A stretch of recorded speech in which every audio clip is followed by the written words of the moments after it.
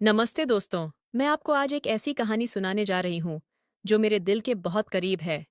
इस कहानी को ध्यान से सुनिए क्योंकि इसमें जीवन के कई अनछुए पहलू छिपे हुए हैं। मेरा नाम अनुष्का है और मैं 28 वर्ष की हूँ। पिछले 6 साल से मैं अकेली हूँ क्योंकि एक दुर्घटना में मेरे पति राहुल हमेशा के लिए मुझे छोड़कर चले गए। मेरे पास दो प्यारे बच्चे हैं, आदित्य और आरती, जो जुड़वां हैं और अभी महज 5 साल के हैं। मेरे पति राहुल के जाने के बाद मैं उसी फ्लैट में रही जिसे हमने शादी के बाद किराए पर लिया था। वो छोटा सा फ्लैट हमारे सपनों का घर था, लेकिन उसका किराया इतना ज्यादा था कि मेरे लिए अकेले उसे चलाना मुश्किल होता जा रहा था। राहुल ने कुछ बचत की थी और बीमा की रकम भी मिली थी, जिससे मैंने कुछ समय तक अपना और बच्चों का गुजारा किया। लेकिन धीरे धीरे वो पैसे कम होने लगे और मुझे चिंता सताने लगी। मैंने कभी नौकरी नहीं की थी क्योंकि राहुल हमेशा कहता था कि वह कमा लेगा और मैं बच्चों की देखभाल करूं। अब क्या करूं? ये सवाल मेरे दिमाग में हर रात घूमता रहता। नौकरी करने का विचार आया, लेकिन बच्चों को छोड़कर जाने का मन नहीं करता था। वे अभी बहुत छोटे थे और उन्हें मेरी जरूरत थी। मेरे सामने एक ही विकल्प बचा था, अपने मायके लौट जाना। हालांकि मेरे माता पिता से मेरे रिश्ते कभी बहुत अच्छे नहीं रहे। उनका मानना था कि मैंने अपनी मर्जी से शादी की थी, तो अब मुझे अपने फैसलों के परिणाम भी खुद ही भुगतने चाहिए। लेकिन मेरे छोटे भाई विशाल ने हमेशा मेरा साथ दिया था। वह मुझसे 3 साल छोटा है और अब तक वो कुंवारा है। उसकी छोटी सी नौकरी है, जिससे वह अपना खर्च तो चला लेता है, लेकिन शादी जैसे बड़े कदम के लिए अभी उसके पास पर्याप्त पैसे नहीं हैं। जब मैंने अपने माता पिता से बात की, तो वे तुरंत राजी नहीं हुए। मेरी माँ ने कहा, बेटी, तूने हमारी बात न मानकर इस लड़के से शादी की थी। अब तू और तेरे बच्चे हमारे ऊपर बोझ बन जाओगे। लेकिन विशाल के समझाने पर उन्होंने अंततः हाँ कर दी और इस तरह मैं अपने दोनों बच्चों के साथ अपने पुराने घर लौट आई।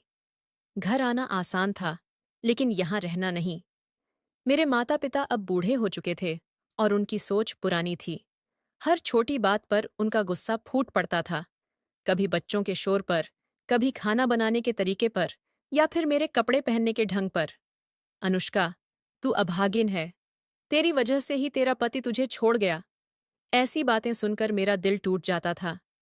मैं रात में अकेले में रोती थी ताकि बच्चे न देख सकें। इन सब परिस्थितियों में मेरा विशाल भाई ही एकमात्र ऐसा व्यक्ति था जो मेरे साथ खड़ा रहा। वह मुझसे कहता, दीदी, हिम्मत मत हारो, हम मिलकर सब कुछ ठीक कर लेंगे। एक शाम पापा ने मुझे बुलाकर कहा, अनुष्का, घर का खर्च बहुत बढ़ गया है। मेरी पेंशन से इतने लोगों का खाना पीना नहीं चल सकता। तुम्हें कोई काम करना होगा। मैंने समझदारी से उनकी बात मान ली। जी पापा, मैं कल से ही नौकरी की तलाश शुरू कर दूंगी। बच्चों का ध्यान आप और माँ रख लेंगे ना? लेकिन विशाल भाई को यह बात पसंद नहीं आई। वह मेरे कमरे में आया और बोला, दीदी, तुम्हें कहीं जाने की जरूरत नहीं है। मैं 2 नौकरियां कर लूंगा। तुम बस घर संभालो और बच्चों का ख्याल रखो। मैंने उसे समझाया, विशाल, यह मेरी जिम्मेदारी है। तुम्हें अपना भविष्य सोचना चाहिए। तुम्हारी शादी होगी, अपना परिवार बसाओगे। मुझे अपने पैरों पर खड़ा होना ही होगा। वह नहीं माना, लेकिन अंततः उसे स्वीकार करना पड़ा। मैंने नौकरी की तलाश शुरू की और मुझे एक वकील के दफ्तर में काम मिल गया। अनिल सर बहुत अच्छे इंसान थे। वे मेरी परिस्थिति समझते थे और मुझे कभी देर से आने पर डांटते नहीं थे। लेकिन यह नौकरी मेरे लिए पर्याप्त नहीं थी। वेतन इतना कम था कि बच्चों की फीस, उनके कपड़े और घर में योगदान करने के लिए कुछ भी बचता नहीं था। मैं हर रात थकी हुई घर लौटती, लेकिन मन ही मन जानती थी कि यह पर्याप्त नहीं है। एक रात जब बच्चे सो गए थे, मैं बरामदे में बैठी थी। विशाल मेरे पास आया और बोला, दीदी, तुम बहुत थकी हुई लगती हो। मैंने आह भरते हुए कहा, हाँ विशाल, ये नौकरी मेरे लिए सही नहीं है। पैसे बहुत कम हैं और काम बहुत ज्यादा। विशाल ने मेरे हाथ पर अपना हाथ रखा और बोला, दीदी, तुम नौकरी छोड़ दो। मैं दूसरी नौकरी ढूंढ लूंगा। चाहे मुझे 24 घंटे काम करना पड़े, मैं तुम्हें और बच्चों को किसी चीज की कमी नहीं होने दूंगा। उसका चेहरा चमक रहा था, जैसे वह सच में मेरी मदद करके खुश होगा। उसने मुझे देखकर कहा, वैसे दीदी, तुम बहुत खूबसूरत हो, चांद की तरह। तुम्हारा चेहरा थकान में भी चमकता है। मुझे उसकी बातें सुनकर अच्छा लगता था। मेरे पति राहुल के जाने के बाद किसी ने मुझसे ऐसी मीठी बातें नहीं की थीं। विशाल हमेशा मेरी तारीफ करता और कहता कि मुझे दोबारा शादी कर लेनी चाहिए। तुम अभी भी बहुत युवा हो दीदी, और बहुत सुंदर। तुम्हारी उम्र दोबारा प्यार करने और खुश होने की है, वह कहता। मैं सच कहूं तो मुझे उसकी यह प्यारी बातें बहुत अच्छी लगती थीं। उसकी इस मिठास और लगातार आग्रह के सामने मैंने अंततः हार मान ली और नौकरी छोड़ने का फैसला कर लिया। विशाल ने जैसा कहा था वैसा ही किया। उसने एक और पार्ट टाइम नौकरी ढूंढ ली और दिन रात मेहनत करने लगा। विशाल अब रात के 10, कभी 11 बजे थका हारा घर लौटता। मैं उस समय तक जागकर उसका इंतजार करती। घर के बाकी लोग, मेरे बच्चे, माँ और पिताजी तब तक सो चुके होते। बच्चों को सुलाकर मैं रसोई में जाती और ताज़ा खाना परोसती। विशाल के कपड़े धोना, उन्हें इस्त्री करना और उसकी छोटी छोटी ज़रूरतों का ख्याल रखना मेरी दिनचर्या का हिस्सा बन गया था। अनुष्का दीदी, तुम्हें इतनी मेहनत करने की ज़रूरत नहीं है, विशाल कहता, जब मैं थाली में गर्मा गर्म रोटियां रखती। अरे नहीं, मैं क्या करूंगी? तुम दिन भर इतनी मेहनत करते हो, ये तो मेरा फर्ज बनता है, मैं मुस्कुराते हुए जवाब देती। खाना खाते हुए हम दोनों बातें करते। विशाल अपनी नौकरी के किस्से सुनाता और मैं अपने दिन की छोटी छोटी घटनाओं के बारे में बताती। ये वो पल होते जब हम बिना किसी डर या झिझक के अपने मन की बातें एक दूसरे से साझा करते, जैसे समय का पहिया वापस बचपन में घूम गया हो। शनिवार की रात तो हमारे लिए खास होती। विशाल को अगले दिन छुट्टी रहती, इसलिए हम देर रात तक टीवी देखते, पुराने किस्से याद करते या बस कुछ कहे बिना एक दूसरे की मौजूदगी का आनंद लेते। मुझे याद है, पिछले शनिवार विशाल बाजार से लौटते वक्त मेरी पसंदीदा गोलगप्पे और बच्चों के लिए रंगीन बॉल लाया था। अरे वाह, तुमने तो आज जश्न मना लिया, मैंने खुशी से कहा था। विशाल भाई ने मुस्कुराते हुए जवाब दिया, दीदी, नई नौकरी का पहला वेतन मिला है, सोचा थोड़ी खुशी मना लूं। गोलगप्पे खाते हुए मैंने कहा, विशाल भाई, अगर मुझे भी तुम्हारी नई कंपनी में कोई काम मिल जाए तो अच्छा रहेगा, मैं भी थोड़ा योगदान दे पाऊंगी। विशाल ने सिर हिलाकर मना कर दिया, नहीं दीदी, वहाँ काम बहुत मुश्किल है, रात की शिफ्ट है और शारीरिक मेहनत भी ज्यादा, ये मर्दों के लिए ही ठीक है। मैंने निराश होकर कहा, पर मैं तुम पर इतना बोझ नहीं डालना चाहती, आखिर मैं और मेरे बच्चे तुम्हारी जिम्मेदारी नहीं हैं। उसने मेरा हाथ थामते हुए कहा, दीदी, ऐसा मत कहो, तुम्हारे और बच्चों के लिए मेहनत करना मेरे लिए खुशी की बात है। वैसे भी अब मैंने शादी ब्याह का ख्याल छोड़ दिया है, मैं कोई जवान तो हूं नहीं अब। मैं हंस पड़ी, क्या बकवास कर रहे हो, तुम अभी सिर्फ 25 के हो और दिखते भी बहुत अच्छे हो। तुम्हारे लिए ढेरों लड़कियां लाइन में खड़ी होंगी, और जो लड़की तुम्हें पाएगी वह बहुत खुशनसीब होगी। विशाल भाई चुप रह गया, बस मुस्कुरा दिया। सच कहूं, मेरा भाई विशाल वाकई बहुत अच्छा इंसान था। उसका स्वभाव इतना मधुर था कि गांव में सभी उसे पसंद करते थे। कभी किसी की बुराई नहीं, हमेशा दूसरों की मदद के लिए तत्पर। मैं यह सिर्फ इसलिए नहीं कह रही क्योंकि वह मेरा भाई है, बल्कि वास्तव में उसकी आत्मा निर्मल थी। एक शनिवार की रात हम फिर से देर तक जागे थे। टीवी पर कोई फिल्म चल रही थी। विशाल ने अचानक कहा, दीदी, मैं कब से सोच रहा हूं, तुम्हें दोबारा विवाह कर लेना चाहिए। मैंने गहरी सांस ली। नहीं विशाल, मैं नहीं चाहती। मेरे 2 बच्चे हैं और तुम जानते हो, सौतेले पिता के साथ बच्चों की जिंदगी कितनी मुश्किल हो सकती है। मुझे अपनी आरती बेटी के लिए चिंता होती है। विशाल भाई ने थोड़ी देर चुप रहकर कहा, दीदी, मैं कुछ कहना चाहता हूं, लेकिन प्लीज बुरा मत मानना या गलत मत समझना। मैंने उसके कंधे पर हाथ रखा।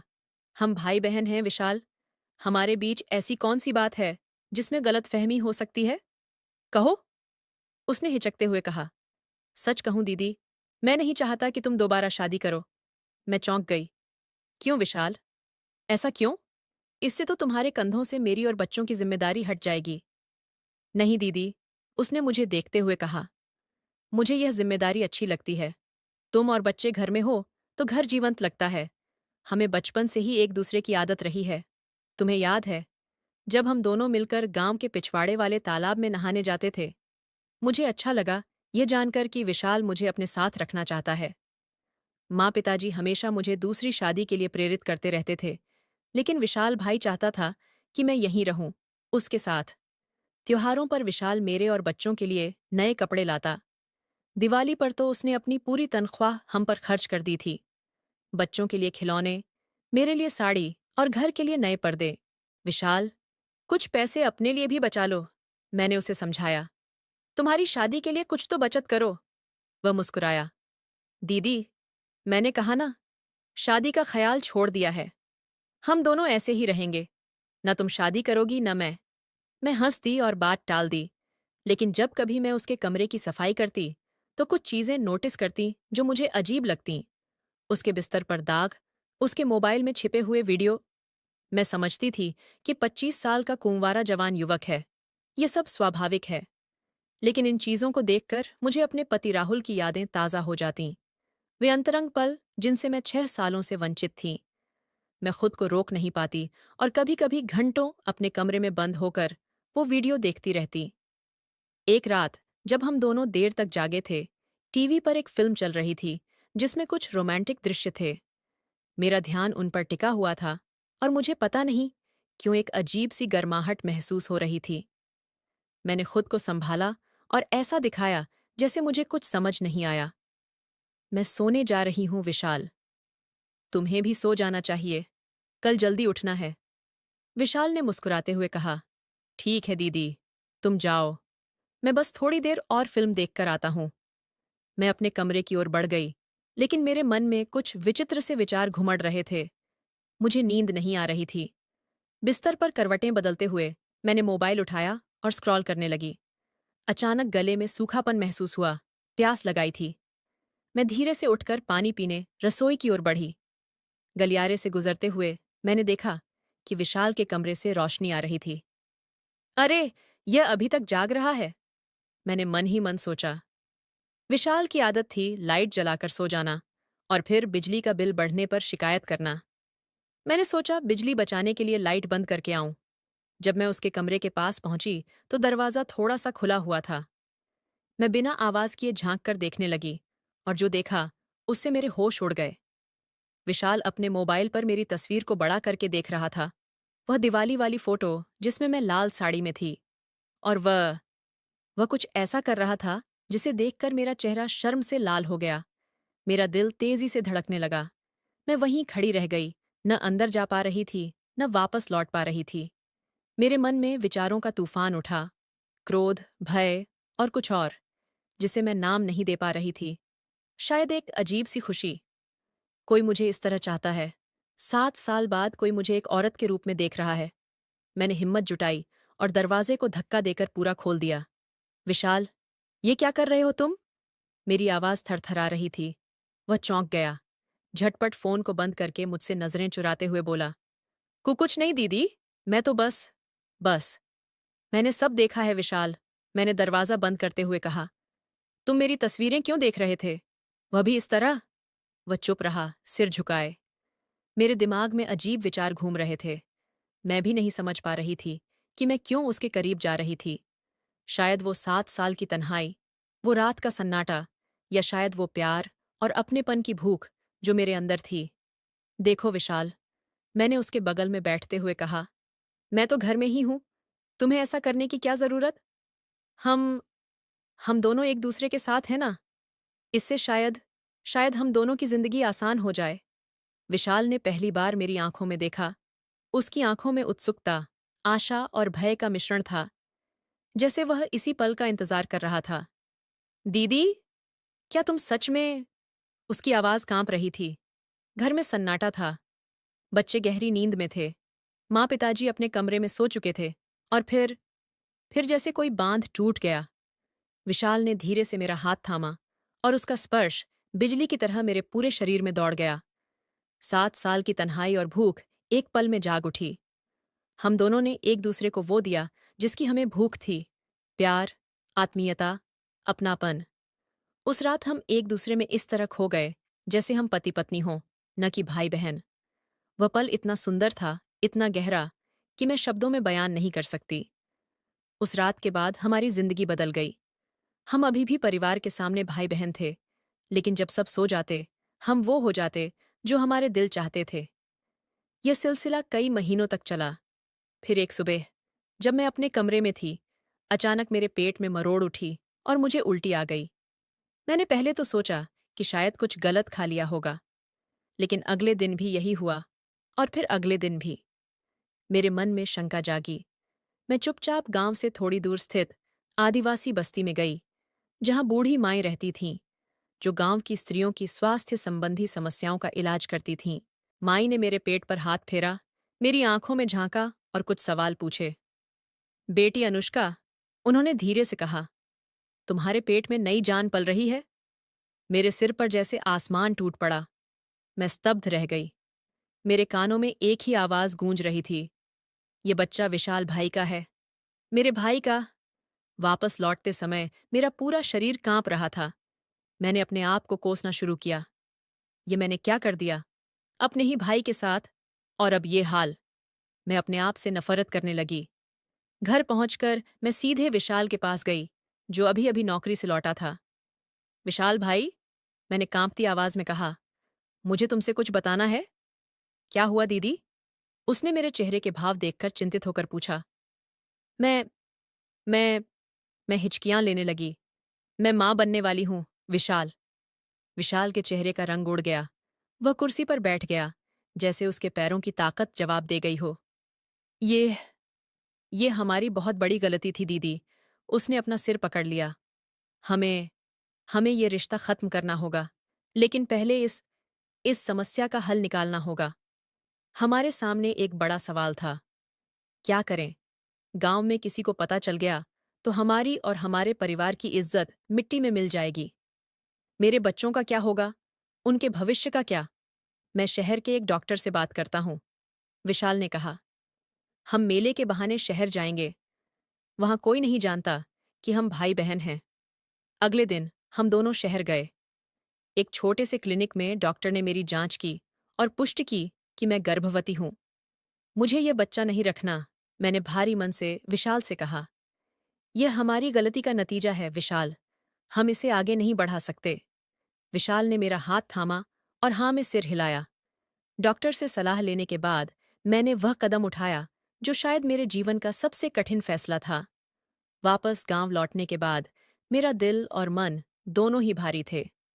मैंने विशाल से कहा, अब हमें अपनी अपनी जिंदगी अलग करनी होगी। मैं अपने बच्चों के साथ कहीं दूर चली जाऊंगी और तुम अपनी जिंदगी शुरू करो। विशाल की आंखों में आंसू थे। माफ करना दीदी, उसने कहा। मैंने तुम्हें इस हाल में पहुंचा दिया। नहीं विशाल, इसमें हम दोनों की गलती थी, मैंने उसके कंधे पर हाथ रखते हुए कहा। लेकिन अब हमें सही रास्ते पर चलना होगा। मैंने अगले दिन ही नौकरी की तलाश शुरू कर दी। मेरा इरादा था शहर में कोई काम ढूंढकर बच्चों के साथ एक नई शुरुआत करना। लेकिन जैसे जैसे दिन बीतते गए, मेरे अंदर एक अजीब सा दर्द और खालीपन बढ़ता गया। विशाल भी परेशान दिखने लगा था। वह काम से आकर सीधे अपने कमरे में चला जाता, खाना भी वहीं खाता। हमारी नजरें मिलने से कतराती थीं, लेकिन जब कभी मिलतीं, उनमें एक अजब सी पीड़ा झलकती। एक रात मैं बच्चों को सुलाकर बाहर आंगन में बैठी थी। आसमान में चांद खिला हुआ था। विशाल भी वहां आकर चुपचाप बैठ गया। दीदी, उसने धीरे से कहा, मैं कल शहर जा रहा हूं। मुझे वहां एक अच्छी नौकरी मिल गई है। मेरा दिल जोर से धड़का। इतनी जल्दी? मैंने पूछा। हाँ, मुझे लगता है यही सही है, उसने कहा। मैं यहां रहूंगा तो हम दोनों के लिए मुश्किल होगा, और माँ पिताजी को भी शक हो सकता है। मैं चुप रही। वह सही कह रहा था। हमारे रिश्ते का रहस्य अगर कभी खुला तो न सिर्फ हमारी बल्कि पूरे परिवार की बदनामी होगी। फिर अचानक विशाल ने मेरा हाथ पकड़ लिया। दीदी, मैं तुमसे कुछ पूछना चाहता हूं। उसकी आवाज में एक अजीब सी उत्तेजना थी। क्या? मैंने धीरे से पूछा। तुम मेरे साथ चलोगी? तुम और बच्चे, हम सब एक साथ शहर चले जाए। वहां कोई हमें नहीं जानता। हम हम पति पत्नी बनकर रह सकते हैं। कोई नहीं जानेगा कि हम भाई बहन हैं। मैं उसकी बात सुनकर अवाक रह गई। विशाल, तुम पागल हो गए हो क्या? यह ये गलत है। पर क्यों दीदी? उसने आवेग से कहा। हम एक दूसरे से प्यार करते हैं। हम खुश हैं साथ में। बच्चे भी मुझसे प्यार करते हैं। जब तक कोई जानता नहीं, तब तक क्या फर्क पड़ता है? मैंने उसका हाथ झटक दिया। बस करो विशाल, हम ऐसा नहीं कर सकते। ये पाप है, और अगर कभी किसी को पता चल गया तो? हम देश के किसी भी कोने में चले जाएं, हमारा सच हमारे साथ ही रहेगा। विशाल ने मुझे गौर से देखा। उसकी आंखों में आंसू और आग दोनों थे। पर मैं तुम्हारे बिना नहीं रह सकता दीदी, उसने दर्द भरी आवाज में कहा। मैं तुमसे प्यार करता हूं, सिर्फ बहन के रूप में नहीं। यह प्यार नहीं, वासना है विशाल, मैंने कड़कते हुए कहा। हालांकि मैं जानती थी कि यह सिर्फ वासना नहीं थी। हमारे बीच कुछ और गहरा था, लेकिन उसे नाम देना पाप था। विशाल वहां से उठ गया और अपने कमरे में चला गया। मैं वहीं आंगन में बैठी रही, अपनी किस्मत पर आंसू बहाती। अगली सुबह मैं जब उठी तो देखा कि विशाल का कमरा खाली था। वह अपना बैग लेकर चला गया था। उसने एक चिट्ठी छोड़ी थी। उसमें लिखा था, मेरे प्रिय दीदी, मैं जा रहा हूं। ये शहर छोड़ के तुम सही कहती हो, हमारा साथ रहना गलत है। मैं नहीं चाहता कि मेरी वजह से तुम्हारी या बच्चों की जिंदगी में कोई परेशानी आए। मैंने शहर में एक नौकरी ली है, हर महीने पैसे भेजता रहूंगा। जब तक मैं हूं, तुम्हें या बच्चों को कभी किसी चीज की कमी नहीं होगी। माफ करना दीदी मुझे, तुम्हारा विशाल। तो दोस्तों, आपको ये कहानी कैसी लगी? कृपया अपने विचार साझा करें। अगर आपको ये कहानी पसंद आई तो इसे लाइक और शेयर करें। ऐसी ही और कहानियों के लिए हमारे चैनल को सब्सक्राइब करें और बेल आइकन दबाना न भूलें। धन्यवाद।